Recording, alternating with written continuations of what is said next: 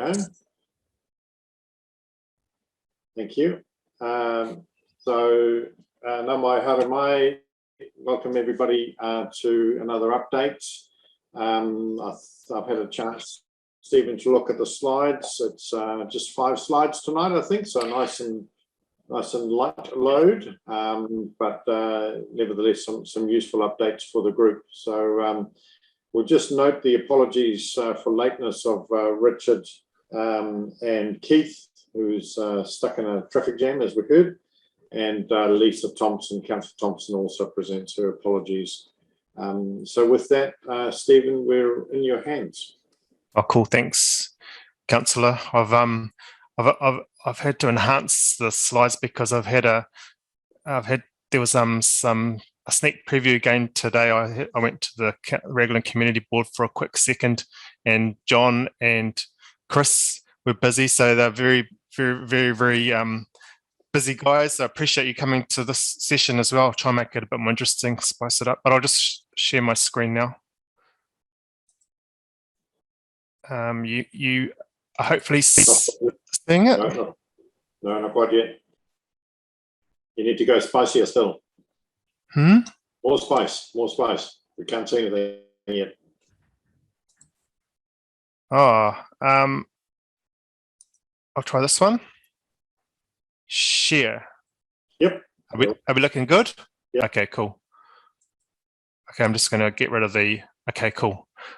I think I'm going to crack into it then. It was just so. This is Carol and I prepared an April update that was put to YouTube. That was had a fair bit of content, and it was just sort of. I just wanted to reiterate some of the points now and give some that were from that presentation, and just enhance it a little bit with some April May activities.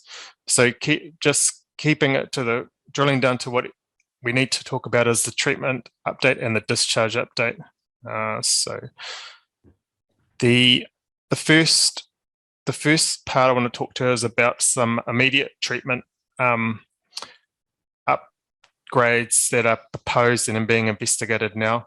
It's a case of with our compliance given the algae growth over the summer months, it's been troubling to get to the compliance for TSS over those few months. That it has been looked at for different methodologies have been used, including a day pond construction in 2016, I think. But the trend still has been in existence. So it was all hoped. The greater intention was for a significant upgrade to deal with this. It's time now to really do this for compliance reasons and just to present to the regional council that we are working within those. So in terms of what I've got up there, the methodology which we've engaged a really great group, the team that delivered the Medi plant and the expertise from Newmarket, the planners there are looking through this now. It's to get a conditioning, create a conditioning environment where you add, I think it's it is polyaluminum chloride to create flocks, and then you put it through a tertiary filter and wash it, and that will bring that'll just remove these solids over those troubling summer months until we get the I guess the filter operation. One of the key thing was to make sure that any investment now wouldn't become a stranded asset, and it would fit the wider the fuller upgrade that will occur in time when we get the longer term consent here. So again, it's one of the tools that are used often in water bioproduction. People, the polyaluminum chloride is what is also used for drinking water. If the supply becomes murky, that's one tool to get those flocks out. So it's nothing strange. So again, the next step here is just working through with the concept design. There'll need to be it's always site specific. So doing a proof of concept trial within a week is easy to do and done oftentimes, where the contractor will do jar testing small with the chemicals using an alkyl rig. An alkyl is a filter. I've got a slide to show you, but that's the filter that's recommended for it. With that on board, it allows the information to be the data to be collected and then taken to the necessary governance steps, which is the Water Governance Board, and also having regulatory discussions with Ed and Hugh as we go through this. So watch this space. So we'll be coming to you soon with this detail. So yeah, this is the filter that's in the Horatu open country plant, the dairy plant there, and it's just a series of filters that is what we have got in New Zealand, and it's a very common piece of kit. So that's the plan there, immediate. So again, with the team that's been collected or working now, we're also thinking it's time to really think about the upgrades for the greater plant. And earlier on in the project, some of the optioneering talked about using the existing aquamats, etc. They've it's just recognised now that the aquamats have reached their useful life.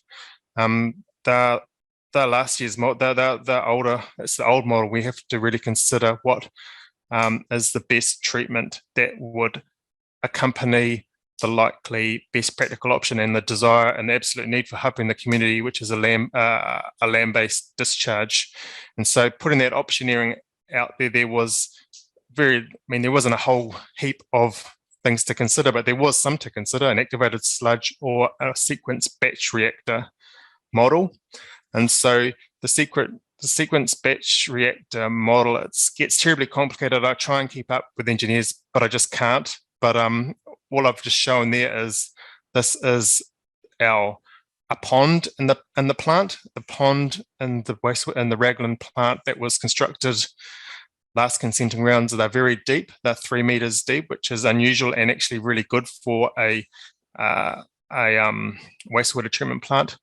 Retrofitting a single pond there, getting all the equipment and stuff there that creates curtains in different zones of treatment can be done. And then it also then you have the really encouraging opportunity of using the existing ponds for winter storage, which is a concept we've talked about over and over in this group. It's the winter time that we have excess water when water's everywhere and we can't put it effectively to land. No one wants it, and it's sort of like it can be stored and then put to land during the summertime. This would be having an SBR would really would contribute to the storage.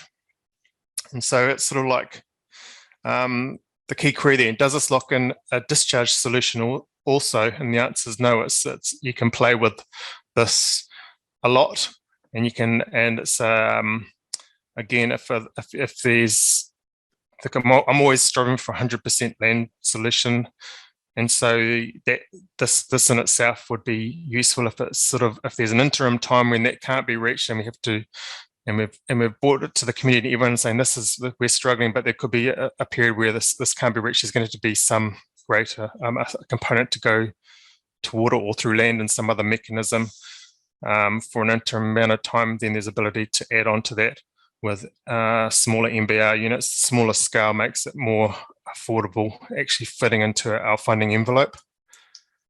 So the next step for this is just continued engineering refinement, which has happened today at a forum that I'm working alongside, being very quiet. It's just engineers doing what they do, getting next steps, and the next step is getting it into a state where it can be part of an assessment of environmental effects.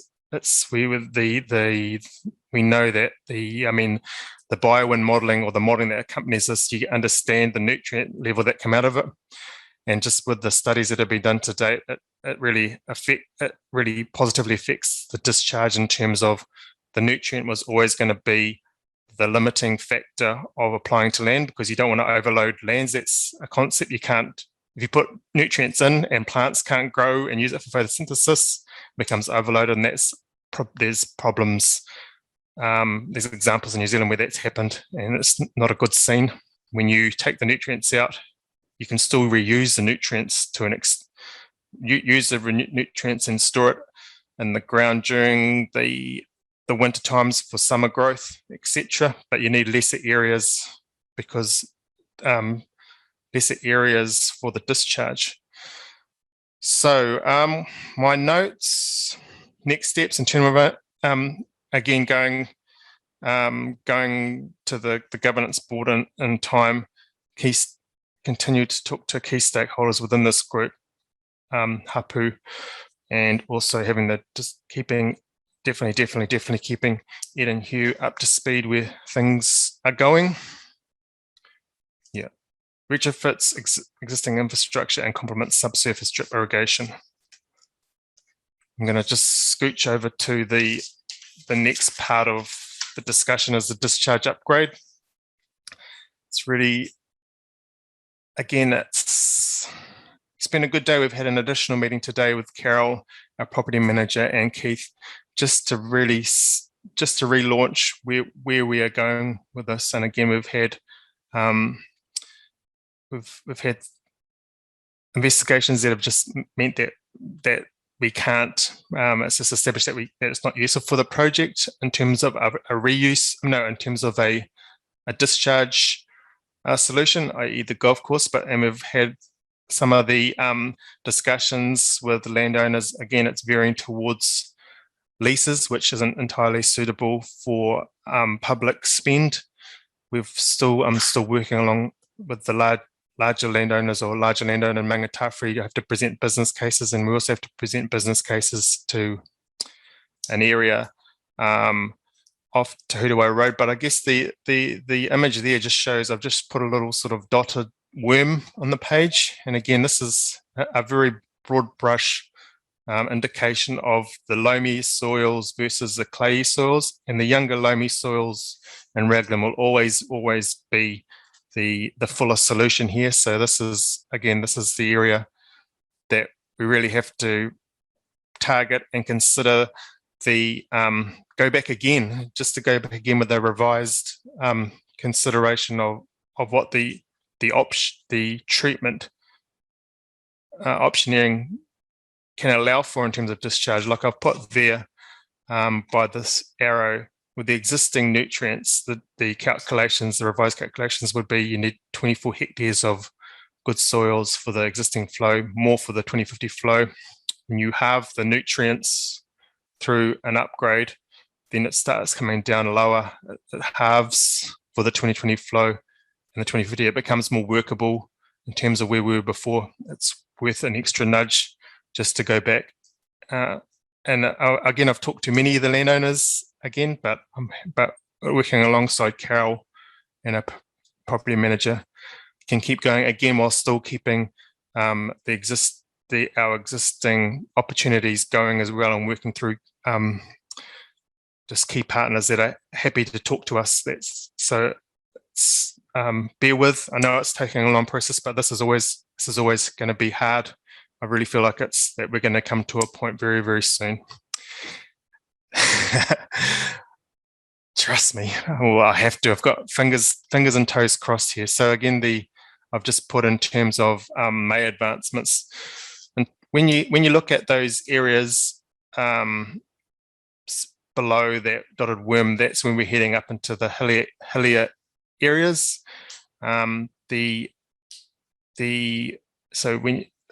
theory of it becomes a conveyance consideration as well. Getting the conveyance, getting it up there, the head pressures isn't as easy as if it was a flat piece of land, but that's life. But in terms, another consideration there is that the Wainui Road, etc. There's all those. I understand many of those roads are cluttered with existing services. Having ability to get to Te Hurawai Road and in the envisaged space, or even to Upper Wainui Road, it'd be a lot easier to keep talking to the adjacent neighbour and understanding if there's an overall opportunity to find a conveyance route through the land. That's what I'm working on now. again, so I'm going to still come back to the public land, and on my next slide, I've sort of able to give a real flow chart of preferences to land. Again, the public land it's a public recreation land. It is it's clay, so it's not perfect, but it's still land. And as you know, securement land is the hardest thing here. The things that are useful is that it has access to real sandy areas. Again, all this is challenges, and all this creates challenges and investigations needed if that becomes really gains weight, and that best says that we have to find an alternative discharge for winter. Really, it really is becoming a culturally treated water to go to some sort of point source discharge, which it's a hard thing to talk about it, but it's just reality. Or going to high rates to sands over here. Again, you start coming up against intuitive things that are worrying to many people, including why introduce this to these areas. What about sea level rise, erosion, etc.? All these things are relevant and would need to be covered. Again, it was just bringing, in terms of the April meeting, just introducing it and saying what the processes are. We've taken the concept of the council and the water governance board, and again the high level view is, well, if we're going to co-use and reuse of water is where we're going with, particularly on the west coast with climate change, etc., and warmer times. If we can show it on our land, then that as a concept that is quite useful. Let's hear about it more, but first we have to understand what the wider community and hapu feel about it. Putting it out there last month, there was some feedback themes that came through which I anticipated, and it was the gully area there that has a history in itself. It was planted up using grants, etc. Is already part of a restoration. Using it for another means is always going to be a thing that has to be worked through, and not everyone's going to support putting it to public land. Again, because of the clay nature of it and other opportunities, it isn't the immediate default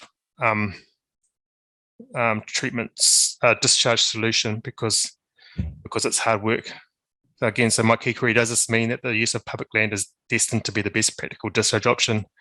No, it's not yet. Again, this is the bonus slide. John, I know you're waiting for it.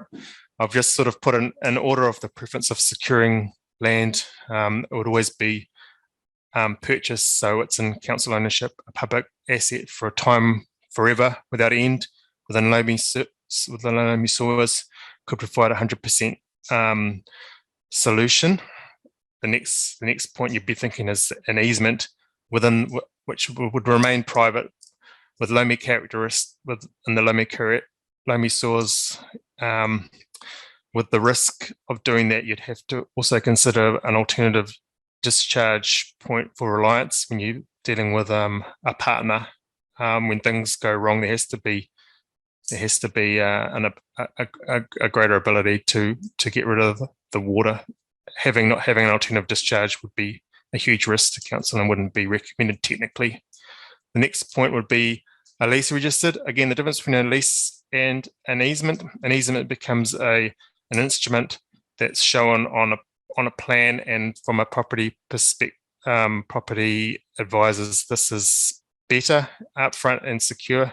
A lease, as well as also a statutory instrument that can't be removed and is can't be removed easily. I mean, it has to go through RMA processes, and it's not as good as an easement. Again, this is retaining in private land using a 35-year lease, etc.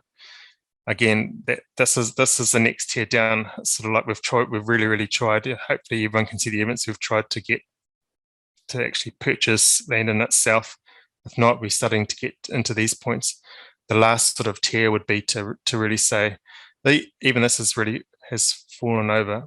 We've kind of come back to Wainui Reserve, which has been part of the conversation since year dot or since reticulation, this is what it would mean. Oh, I wasn't ready to finish. The last point again, it was sort of just with all these discussions, I've just sort of put and moving parts. It's easy just to I just want to provide everyone confidence that we're not going into cuckoo land and thinking about solutions that aren't even become fanciful because it's not affordable. It's clear what the LTP budgets are for these huge upgrades, which are really so significant to council spend. A rule of thumb, you'd probably be thinking if you're looking at a $10 million treatment solution, a $10 million conveyance solution, and a $10 million discharge solution, then you aren't too far away. If things start getting out of that sort of balance, it becomes difficult, but we're not anywhere near that point yet. So that's my slides. Finished talking, ready for some questions or discussion. And I'll stop sharing. Oh. That's great. Thank you, Stephen. You're becoming quite poetic, you know, a time without end. I don't believe I've heard that. A time without end. So I should ask you, do you know the meaning of time immemorial? My money's on John Lawson to know where that actually comes from. Time immemorial.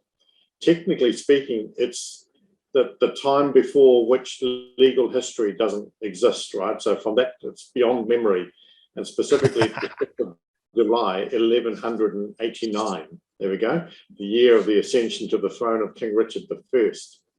John's going to fall off his chair soon. with that useless, that feels like how long this project's been going. No, so with that in mind, useful update. Welcome, Gabrielle. Welcome, Keith. Any questions on the presentation or any commentary? Yeah, I'd like to ask Steve, Stephen, is there any chance of getting any money under the Three Waters reform towards this, or is it all just locally budgeted at the moment? Again, there was at the Raglan Community Board. This was what the community representatives needed an update on, and our finance manager Alison Diaz was able to give a clear overview of that. No, I'm hoping that Chris can reiterate it. I can probably help, Steve. In terms of Three Water reform, there's been three tranches of money. The first was the stimulus package, which council has already utilised. Second is the Better Off funding, which is in play right now in terms of long list, short list for Waikato District Council. That represents 7.88 million in the first tranche of funding, with a total tranche of funding of more or less $31 million. Tranche 2 isn't available until after the June 2024. And then the third round of funding is no worse off funding, but that's really targeted towards council from a stranded asset, stranded overhead perspective. So it's making sure that the councils without water within its balance sheet is still able to function. So from a funding perspective under Three Water reform, it would be unlikely that this project would be able to be funded through that mechanism. That doesn't mean that there's not other funding opportunities that may be available to the Raglan community and to Waikato District Council for the utilisation of either land purchase or capex development as far as the subsurface drip irrigation is concerned, or even the plant upgrade for that matter. But nothing in the window today. And maybe if I can just add to that, Keith, that some of that criteria around that 31 million, which we're looking at the first tranche of, is it can't fund something that's already in your LTP. So as the slide, just Stephen's last slide showed, we've got money in the LTP. We can't use it for things already in our LTP program. but it's worth noting any debt if Three Waters does go ahead in its current proposed form. any debt the council takes on for wastewater will be taken over by the Three Waters.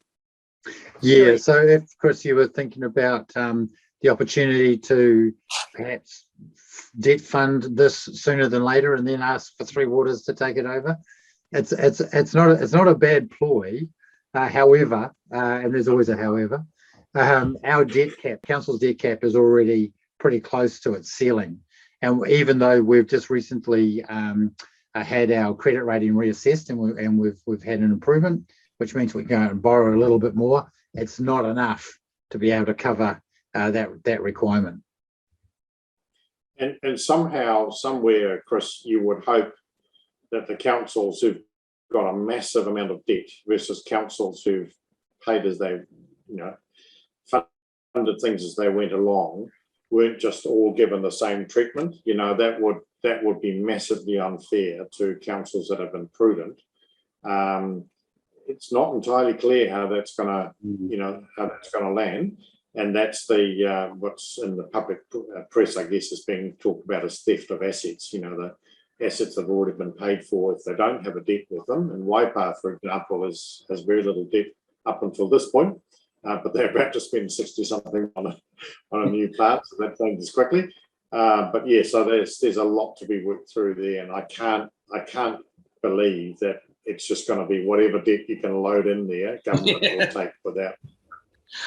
I thought, but one question, Stephen: if you were to find some really great land that was close enough and of the right soil type, is there a little bit of I don't know, sitting in the background, unspoken, the Public Works Act? Like, if it got to a point where you're in negotiations with the landowner, that it would become clear that was, required for the community's wastewater?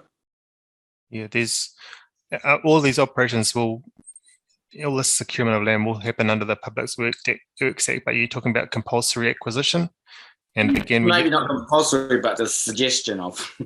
Yeah, again, so yeah, just talking to Anthony earlier, he did clarify that, yeah, all of it goes under Public Works Act, and 99.99% is willing selling, willing buyer, and that's where you really get to it. Professionals making it work. I think that's the key thing there, is just for me and the team to rely on our consultants. Not consultants, with our internal WDC manager who's done this before, knows the levers and can do it. I don't think, and again, they can, like Anthony, you can tell he can just read the room so well and would never ever put that over. Yeah. My experiences in 5 years now of council is only once have we done a compulsory acquisition, Chris, for any purpose. So basically, you've got really powerful. It's a really powerful tool, but because of that, it comes with a whole long list of you can only use it in XYZ situation. And the key thing is you have to be pretty much out of options. It has to be kind of the last option, at which point you can then say, right, okay, well, we genuinely don't have another option. We're having it, mate. Get out of the way. But it's very rare. But speaking more broadly, council has, through Anthony's team, has undergone is undergoing a process of actually doing a bit of a stock take of all the land we own, because strangely enough, we don't know exactly all the land we own. There's sort of funny little bits of stop roads, or NZTA took something and didn't need all of it, so gave a strange little triangle back somewhere, etc., etc. And some of it is useless, it's landlocked, or it's just something you kind of use as a wide road reserve or something.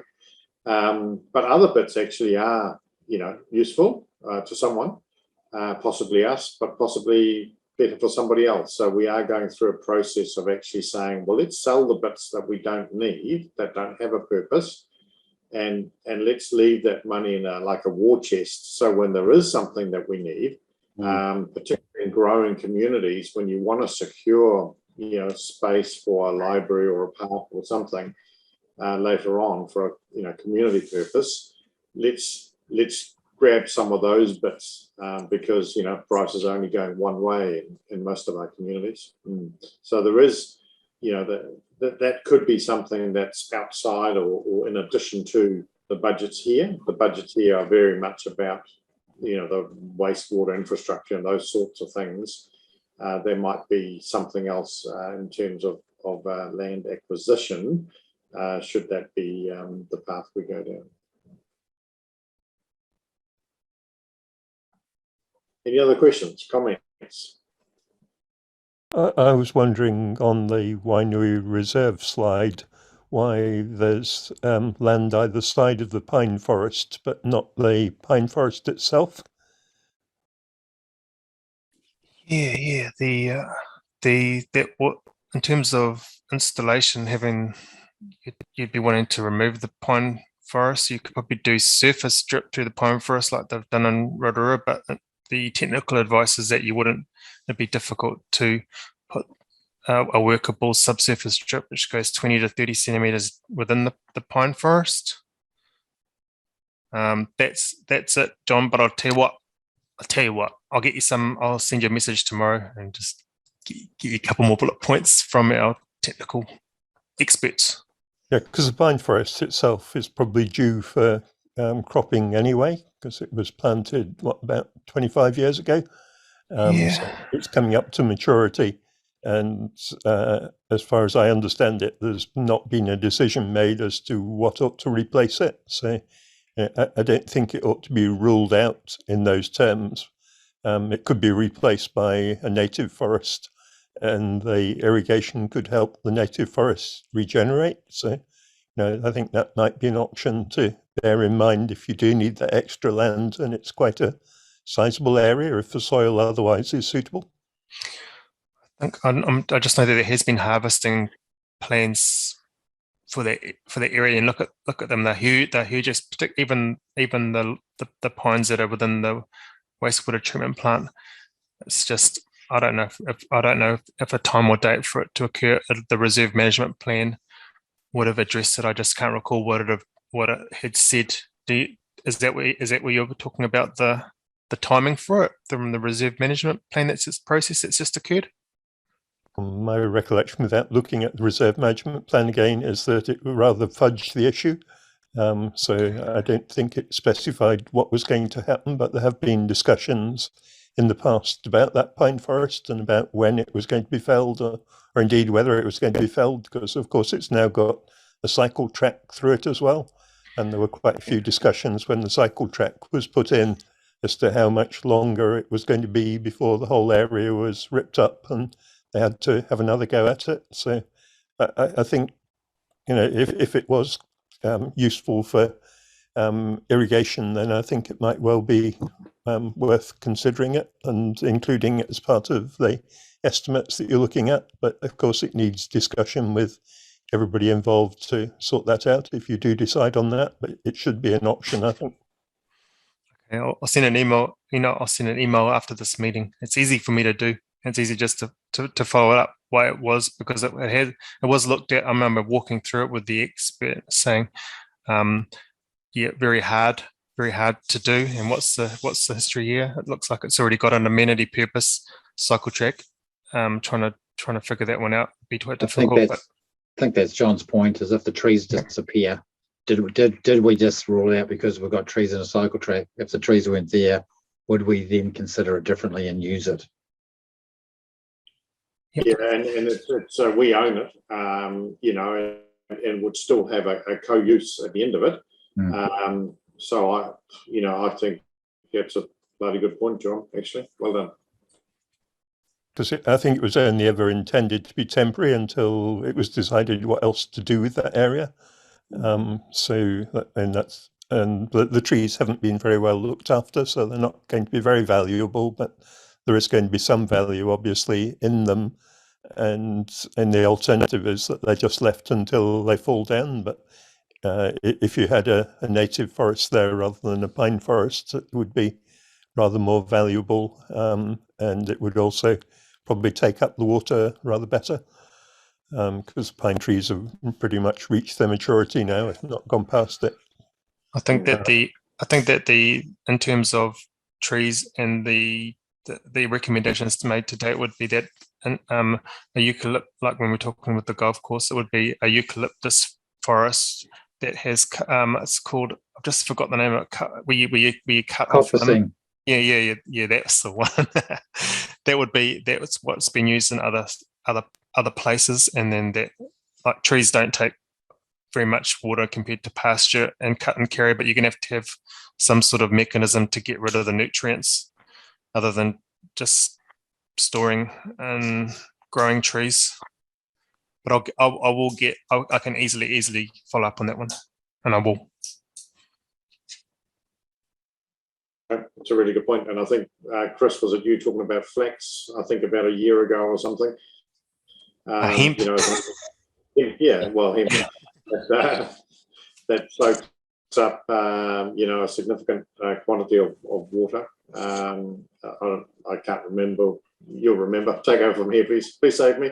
But you know, it has a number of uses and soaks up a lot of water compared to trees, as I recall. Rick was talking a lot about hemp as well, for saying that was even better to do that. Yeah, for building fibers and ropes, it has got a potential for a crop.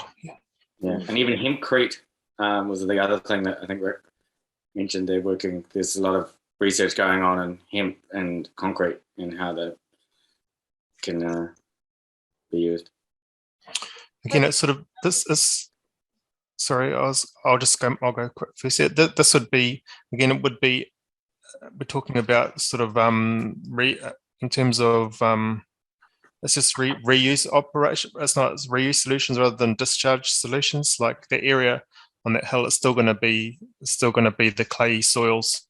It's still going to have the same issues as other bit to it, but it would contribute to reuse, and there would still in itself, it wouldn't be a fuller solution. The loamier soils are always going to be 10 times better than those areas. But in terms of the Raglan aspirations and being a leader and showing reuse, you know, it's something that Keith said, it could be, there is opportunities if there's a discharge solution secured, you know, having a reuse concepts within public land. But again, there's always going to be two schools of people, Raglan naturally versus other people who aren't thinking about who may not be that lit, you know what I mean? Hey, Stephen, is there any risk with the public land area and winery reserve of those nutrients kind of like getting to the bottom of the gully in the sandy land and then going through the sand and then coming out into the sea floor, the ocean bed? Yeah, so if it was a case that this is where we arrived at, the methodology, the treatment methodology would have to change. It would change to more of a higher rate of treatment, an MBR. So there'll be lesser nutrients. We're talking about a lot less nutrients. It's not going to be heavy green thing. It's going to be, you know, people could be washing in, but it's still treated wastewater, and there's lots that attach to that, including how emerging organic compounds, and there will be a presence, but that's been modelled already, and you can do some further modelling. It's just introducing it to it, and it will be going through sands, which has been a system for purification for yonks. We're going through to sands and to the groundwater mark, which be the low tide level. There could be some wet patches at that point in time, but it will just be different. It would be a big leap for the Raglan community, and it would just be trickier processes, and just more complex processes. But none of us are scared of that. It's just that I think that the idea would be to the loamier soils. So are you looking at what the optimum land use might be in terms of soaking up nutrients and water?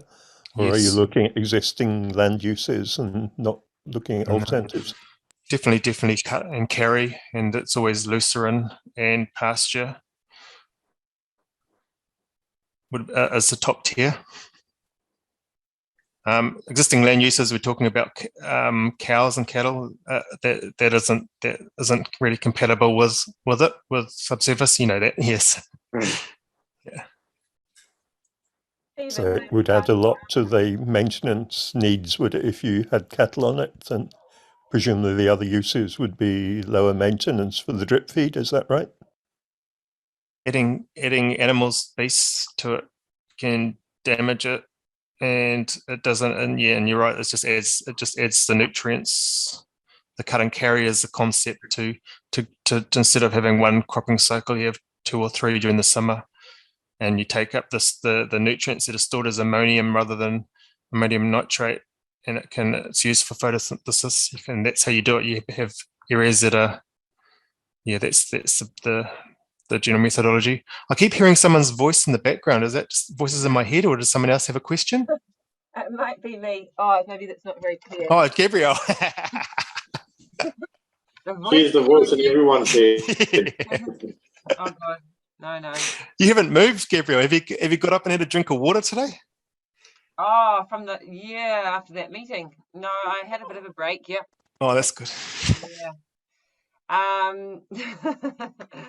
I was just going to ask, in terms of the cut and carry thing you're talking about, is that like grass, or I'm just really curious to know if you've actually looked at what crops would complement your processes. Have you looked into those? Like, or is it just definitely not worth it? Like, no, that's the heart of land irrigation. The cut and carry part of it that's where the nutrients are removed. So the cut and carry is, we're talking about a crop, and you use the crop that, like a legume crop, that takes out the nutrients.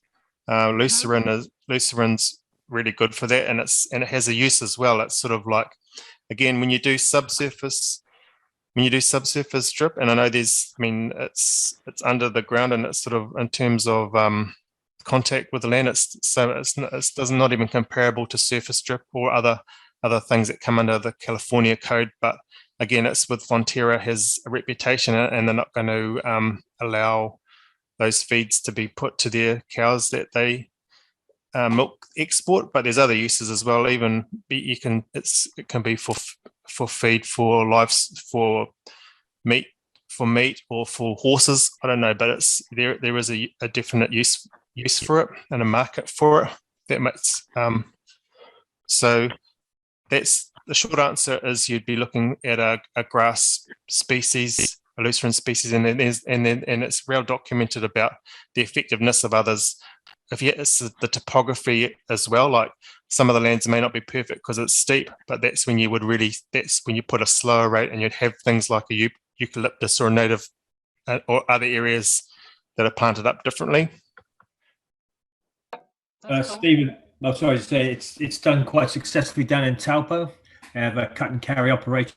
They treat the waste, pump it to an area of land outside of town, grow the grass, and they have a contractor comes in, mows it, takes it away, and sells it to, like you say, animal feeds. And that seems to be working quite well down there. Yep, I know Tony Hale, like he probably does over the years, and I've checked in with them just to understand the challenges that they face. They've got a different system in terms of subsurface strip. They have surface irrigation, and for there they have to get a Ministry of Agriculture. They have a resting period for the grass. It's spaled up and has a note on it for these reasons. Again, it's be great to have. With Taupo, again, they're thinking about nutrients as well, but hydraulically, the pumice soils are so much easier to work with. So I was just adding volume to your statement. I agree. Taupo is a very progressive council doing that. Yeah, they do have the advantage of pumice soils and their own special difficulties as well. Imagine that. So. Just put a link in the chat or a name in the chat of the document that you got produced a while ago. Yes. Was looking at all these alternative crops. If Gabrielle's not seen it, it might be worth sending her a copy, or I can do it. Yeah. Or she can listen to your radio show, John. That was your that was your footage. Talked Yeah, about a the while ago. advantages of Rather like my recollection of time immemorial. That was a while ago. Thanks for the reminder on that. I'd forgotten all about that lecture on history of law. I can just imagine you dedicating a couple of shows to reading out that report word for word over a series of nights. It might just kill the station on it. Anyway, any other questions or comments? Hugh? Yeah, just thanks, Stephen, for your presentation.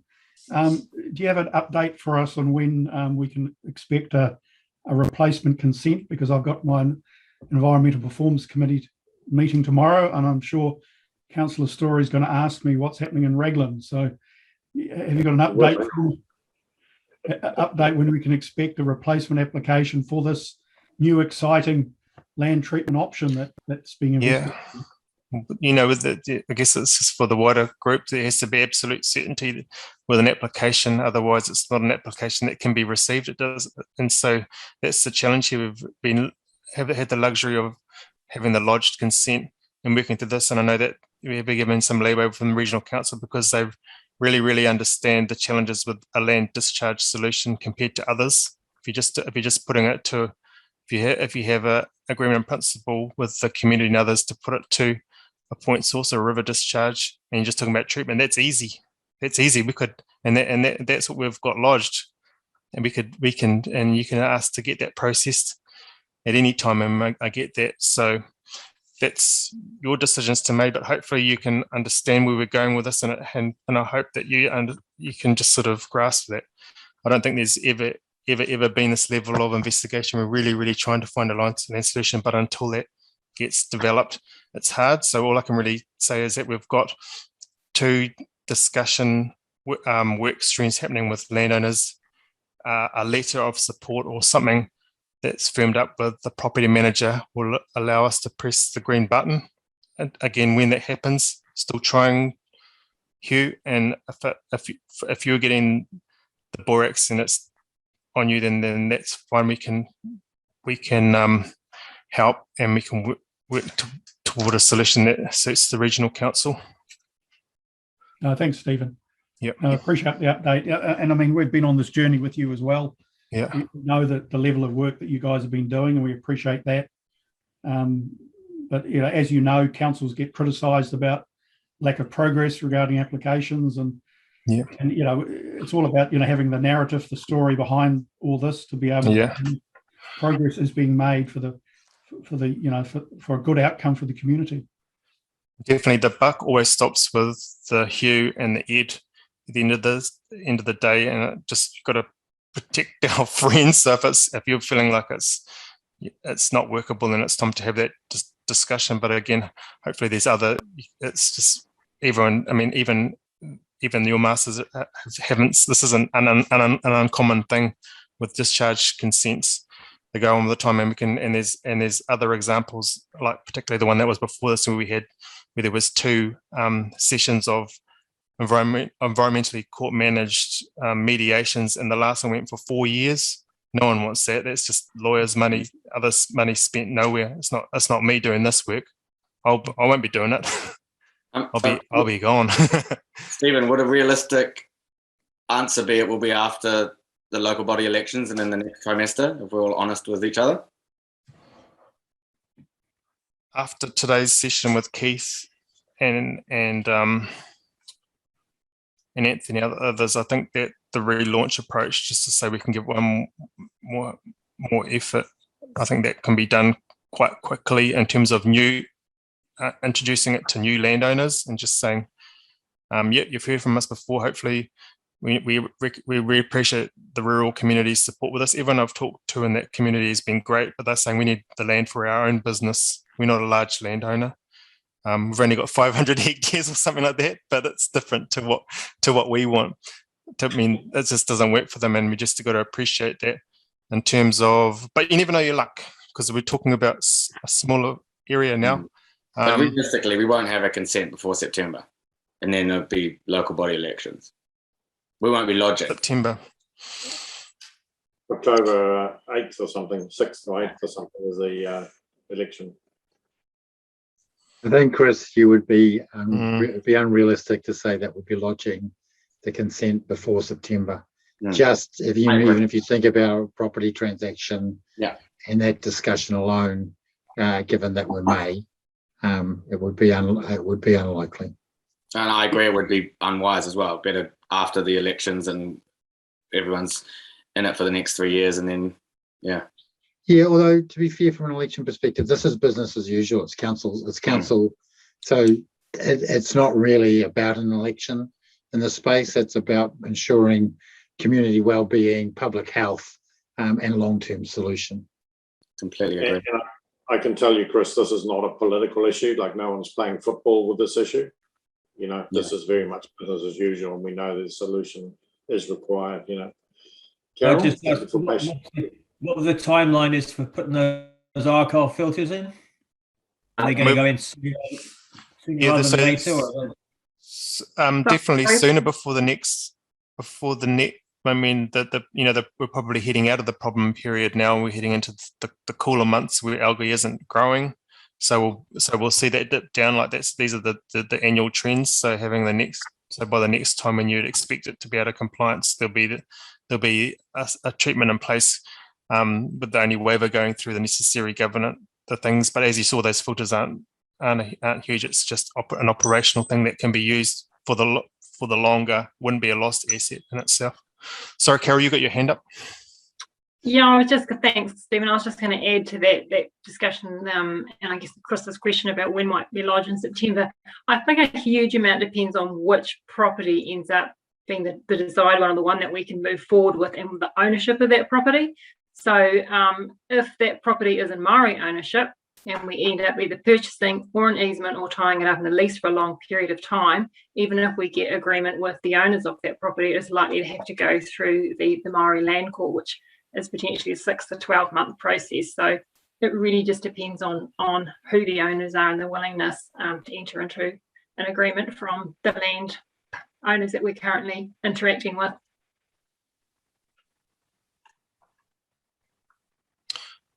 Yep. If a process has to occur in terms of a shorter term consent, then it just has to. But again, it's going to take for status quo for a couple of more years. Here, it'll always. I can never imagine this will be a non-notified one, no matter even if it was for 1 day. So that's cool. But again, it's sort of as we talked about yonks 100 years ago. It seems that would be taking the energy and resources that our committed team are doing now to try and actually find a solution. It'll be soaked up by investigate other things. It's just life. Thank you. You're on mute. Yeah, I was just thinking, about obviously regional council asking about timing, which I don't know too much about, but can totally understand. But I suppose I'm just thinking about, the big picture of it, just how long this issue has been in our community, and how many times it's been addressed before, and how much work you've been putting into this.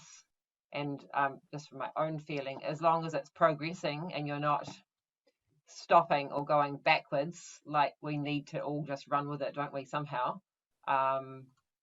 Because it would just be, so I don't know, it'd be interesting to hear a bit more about that's probably what you'll be discussing together anyway, but just from regional council about, I imagine if they can see how it's going and they keep in the loop with it, then I'd be a bit curious to know a bit more about that. So just to know what the pressures are and how that could potentially influence the outcomes and your decisions. Just kind of trying to think about it as really like the big history of it, and we're coming like surely the closest we've ever come to kind of a solution. And I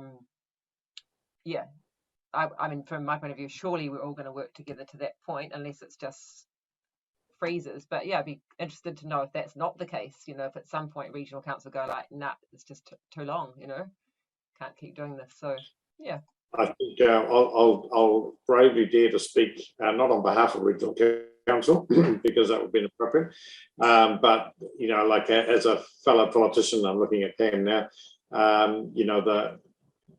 when the community is saying you're on the right track and you're working towards a solution, there's not going to be the same pressure on the politicians to say, "Oi, why are you letting these guys get away with X, Y, Z, and you should have enforced," And I think from Hugh's perspective, I would have thought the manner in which we've done this, where the inner workings have been exposed for all to see as we've gone along, that's quite unusual as well, and certainly not the way that District Council has worked with Regional Council in the past. So again, it's to inspire confidence and to show that, hey, we're really actually working towards a solution that is not just technically compliant, but is actually meets a community aspirational goal, which in this case is actually a higher standard, a higher bar than legislatively required. So with that, I'll actually let Regional Council speak for itself. Thanks for that. I suppose that one of the reasons why I wanted to come along to this meeting and asked to be invited, and also I attended recently a similar meeting for Te Kōwhara. And it's really just about, kind of addressing what Axel has just mentioned, that I wanted to come and hear what is the community conversation around this, because that helps to, I suppose, for me as a representative of the area, it helps me understand what are the key issues for the community and how is this conversation being navigated by the parties involved. And that does help to lend some confidence to when we get to a place where there's a consent that's being applied for. I guess I have a sense of surety that there's been a really robust process, and community has had a constructive say and involvement in the process. So. I think we have as a community, because it's been a discussion which has gradually evolved, and we've seen many of the reports. There's probably some things we haven't seen, but by and large, it's gone much better than I've experienced in the past. Nice. Indeed. And we'd rather spend the money with engineers than lawyers, that's for sure. Nobody wins in that scenario. Okay, well, I don't know, any other final thoughts or comments? Hugh, you were strangely quiet through that last exchange. I did attempt to speak for you, which is a very dangerous pursuit for anybody, but... I was listening intently to the conversation. No, very good meeting tonight. Really, really useful conversation, and thank you again, Stephen, for your presentation, for your update. Over. Great, thank you. Any other last comments or questions, or shall we call it a night? Just a little one from me. It's just many thanks, Stephen. Just amazing persistence, and agree with you, Axel. Love the poetic speak coming through. You keep the energy up, and I just feel like we're with you until the end. I know it's maybe just me, John, and Chris here, but we know there's lots more behind who support what's happening. So yeah, we won't give up either. Stay there. All right. Yeah. And we all hope Axel's running for mayor. No, my vote's with John. John normally runs for mayor, doesn't he? You still got the posters out in the shed? No comment. He's gonna quiet. Chris, I will be running, and I won't be running for councillor, so it's all or nothing. Awesome. Yeah, and well, we'll see. It's a crapshoot, to be fair, amongst the disinterested electorate. But anyway, we'll give it a roll. Okay, so with that, yeah, thank you. With that, I'll close the meeting for tonight. Carol, you can stop recording. Thank you, everybody, and we've got the brief sort of you speak to camera only in a recorded segment. That's one option. The second option is the Zoom option, as we're doing now. The third option, open to us again, actually is to meet in person, and I'm conscious it's a very long time since we last did that, but also these meetings have actually worked quite well.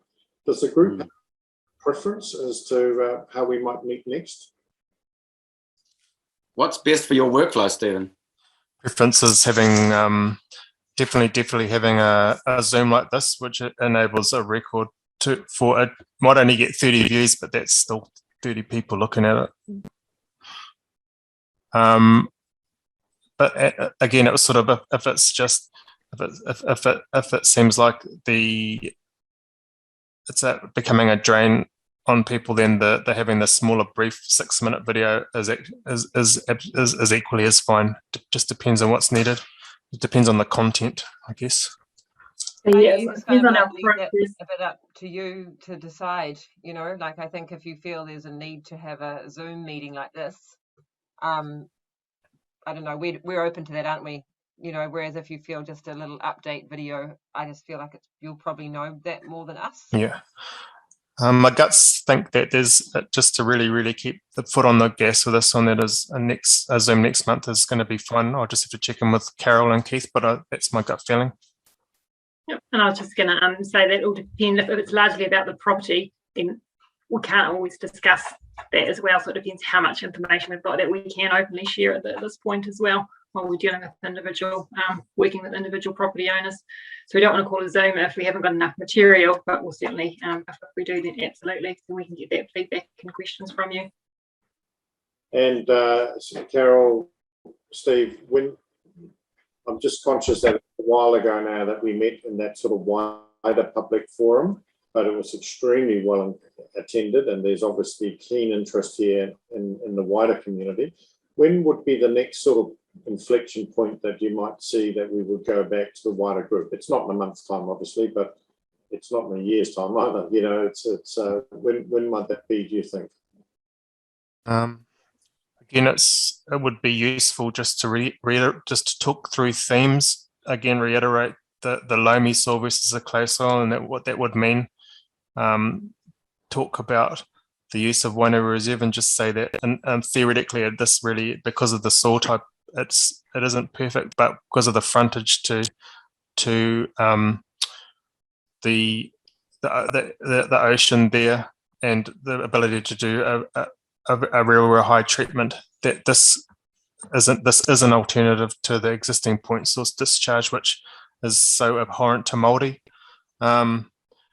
Timing. So I think there could be that to do. Again, it would be difficult to say to pinpoint specific properties, but broad brush speaking, saying we're looking at these properties in the higher lands rather than other little properties, really expanding on the treatment, and that it's we've got the pros working on it and can show delivered examples of of really great successes in the district, like Mere. I'm happy to do that whenever it's felt that we could, depending on whatever Carol and the greater team thinks useful, or whatever comes through from councillors. As we discovered today, or the community board discovered today, you can organise a public meeting and end up having to be on Zoom anyway. So we still live in uncertain times. Yeah. You? Did you have a comment, Hugh? No, I'm good. I was just reflecting on the comments. Yeah. Okay. Well, my gut feeling is that that probably 3 months-ish from now might be when we actually have at that next level of knowledge and information about exactly where, like, is it going to work and where? And I think, Carol, Keith, if we can give really good thought to the process by which we need to engage with the community for a co-use of a reserve, because that's going to take a bit of time to, have the right narrative out there. But given that these are also available, should anybody request access to see these recordings, we want to make sure that the full story is put out there, not just council's going to start trucking shit into our reserves or some, distorted message that suits somebody else's narrative. So let's give real careful thought to that, because you don't want to be saying there's 30 days worth of consultation, speak now. We need to go slower than that to give people time to get their head around it. Gabrielle. Just a thought that came to mind about the reserve is the community board is planning, we haven't quite made it happen yet, but we have a role to have oversight of the reserves, of the coastal reserves, which we're still figuring out what that looks like, because there was previous to that a committee, Coastal Reserves Committee. But we are planning to have a stakeholder meeting. We want to do one a year, and we're going to meet up with council staff to talk about starting to plan that. So that could be a good time to, if we're gathering the stakeholders together of the reserve, and then it could be open, it could be a good time to actually speak about this. So we'd be giving a general update about the reserves and works going on and future plans, probably, hopefully a bit of more longer term strategy. So yeah, just letting you know that that's kind of, I can just keep you updated about that maybe. Yeah, and that's that same sort of time frame, 2 to 3 months away? Yeah, it would be probably by the time we get organised, it will be about that long. Yeah, okay, that might actually be a good thing to tie together, because you wouldn't want to have that meeting and then 3 minutes later we come and say, by the way, you know, that would be no, and we may be wrong. able to attack them there, you know, because they want to raise issues and concerns about the reserves as their stakeholder group anyway, and then, you know, they're there. So yeah, I just think that could work well. So let's just keep talking about that. Okay. It could be a great preliminary meeting to a wider community one. Yeah, exactly. Yeah. Great. Well, thank you. I'm sorry, that's an extra 11 minutes over time, but I think that was a useful sort of glimpse into the future, and just making sure we keep the wider community alongside us, not just the community board reps that we have here on the call tonight. So yeah, with that, I'll have a second go closing the meeting, and thank you all for your attendance tonight. Thanks everyone, and you can really stop recording now. Thank you.